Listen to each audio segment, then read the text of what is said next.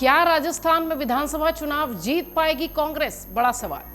चुनाव से पहले अशोक गहलोत ने बड़ी भविष्यवाणी की है और इसे ही लेकर यह कहा जा रहा है कि कांग्रेस इस बार वापसी कर रही है, क्योंकि सीएम गहलोत ने यह बताया है कि बीजेपी क्यों नहीं जीत पाएगी। आइए जरा विस्तार से आपको बताते हैं कि दरअसल सीएम अशोक गहलोत ने कहा क्या है।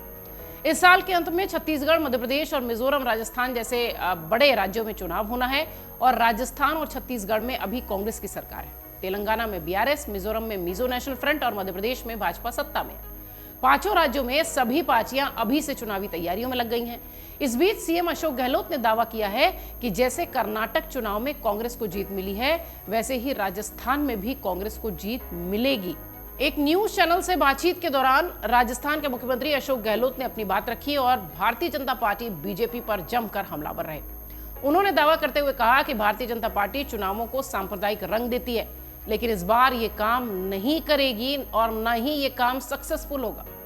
उन्होंने दावा किया कि बीजेपी की जिस तरह कर्नाटक में रणनीति विफल रही है, जहां कांग्रेस की जोरदार जीत हुई है, उसी तरह राजस्थान में भी बीजेपी नाकाम रहेगी।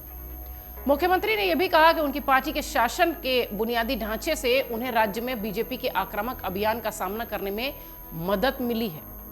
राजनीतिक विश्लेषकों का यह मानना है कि चुनाव के नजदीक ही सही कांग्रेस ने वो काम करने शुरू कर दिए हैं जिसका वादा राजनीतिक पार्टियां सत्ता में आते ही करती हैं।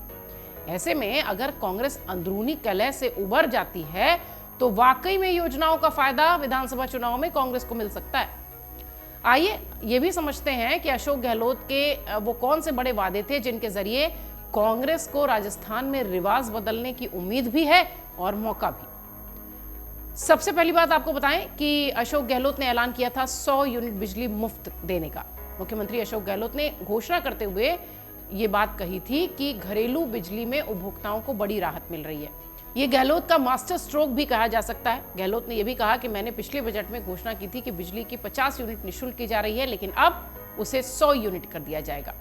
उसके अनुसार 1 मई से यह घोषणा हुई है। पहला बिल 1 से 15 जून के बीच आएगा, जिसमें 100 यूनिट तमाम प्रदेशवासियों को फ्री मिलेगी। यानी समझिए कि चुनाव से पहले अपना काम अशोक गहलोत ने शुरू कर दिया है। इसके अलावा दूसरा जो मास्टर स्ट्रोक कह लीजिए कि अशोक गहलोत का था, वो था पुरानी पेंशन की फिर से बहाली।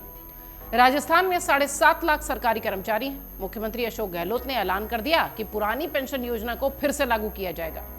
अब जहां अशोक गहलोत सरकार के सामने पुरानी पेंशन के लिए बजट जुटाने की चुनौती है, वहीं भाजपा के सामने इससे निपटने की बड़ी चुनौती है, क्योंकि केंद्र सरकार नहीं चाहती कि किसी भी हालत में पुरानी पेंशन योजना किसी भी राज्य में लागू हो। लेकिन अगर राजस्थान में ऐसा होता है तो इसका सीधा फायदा कांग्रेस को मिलेगा। तीसरा बड़ा कदम जो कि अशोक गहलोत की सरकार ने उठाया है, वो है संविदा कर्मचारियों को स्थायी नौकरी। पिछले साल मुख्यमंत्री अशोक गहलोत ने राज्य के 1 लाख से ज्यादा संविदा कर्मचारियों को स्थायी कर दिया था। संविदा कर्मचारी और उनके परिवार इससे खासा खुश भी रहे। भाजपा के सामने गहलोत के इस कदम को काउंटर करने की बड़ी चुनौती है।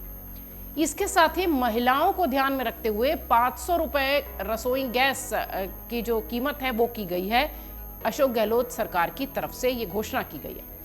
देश भर में रसोई गैस की कीमतें 1100 रुपए के पार पहुंच रही हैं। अशोक गहलोत सरकार ने 4 साल पूरे होने पर ऐलान किया था कि बीपीएल कार्ड धारकों और उज्ज्वला गैस योजना के अंतर्गत जिन्हें गैस चूल्हा मिला है, उन्हें 500 रुपए में ही रसोई गैस मिलेगी।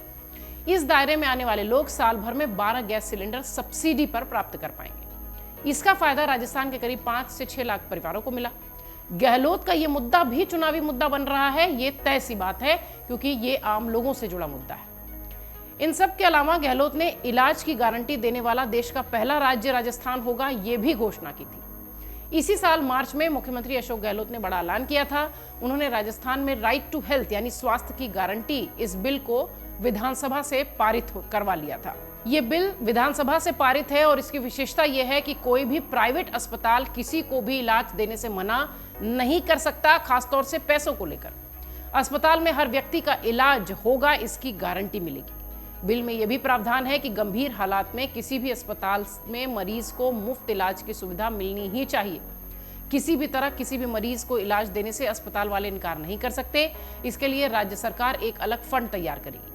मरीजों की शिकायत के लिए जिला और राज्य स्तर पर एक प्राधिकरण बनाया जाएगा और गहलोत की इस योजना का आम लोगों को काफी फायदा मिला, लेकिन प्रदेश के डॉक्टर्स इसका विरोध करते दिखाई पड़े। कई दिनों से इसके विरोध में डॉक्टर्स ने धरना प्रदर्शन भी किया था। बहरहाल ये सारे वो कदम हैं जो अशोक गहलोत ने उठाया है और इसका सीधा फायदा अगर कांग्रेस अपनी इंटरनल खींचतान यानी जो कि अशोक गहलोत और सचिन पायलट के बीच चल रही है, अगर ये विवाद निपट जाता है तो निश्चित तौर पर जिस तरीके की योजनाएं अशोक गहलोत ने लागू की हैं उसका सीधा फायदा कांग्रेस को चुनाव में मिलेगा। और हो सकता हो ये जो एक रवायत चली आ रही है पिछले कई दिनों से, एक बार वो और एक बार दूसरी पार्टी, वो शायद इस बार बदलती दिखे और कांग्रेस राजस्थान में वापस से वापसी करती नजर आए। अमर उजाला अब आपके टीवी पर भी। अपने स्मार्ट टीवी पर यूट्यूब पर सर्च करें अमर उजाला, चैनल सब्सक्राइब करें और देखें ताजा खबरें, वो भी HD क्वालिटी में। और हाँ, बेल आइकन दबाना ना भूलें ताकि हर खबर हो आपके घर। अमर उजाला, निष्पक्ष, निर्भीक, निरंतर।